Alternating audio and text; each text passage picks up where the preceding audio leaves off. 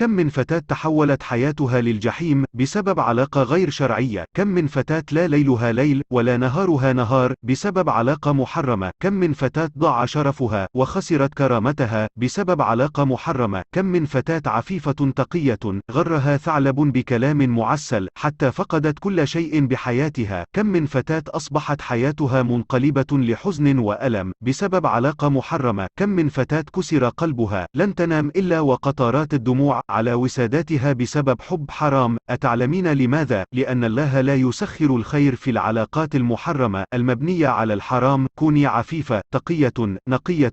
من نظر إليك خجل من نفسه. استيقظوا فأنتم في غفلة. من يريدك سيطرق بيتك. من يريدك زوجة صالحة له لن يمسك بيديك في الحرام. فاللهم أغننا بحلالك عن حرامك وبطاعتك عن معصيتك وبفضلك عمن سواك يا رب العالمين.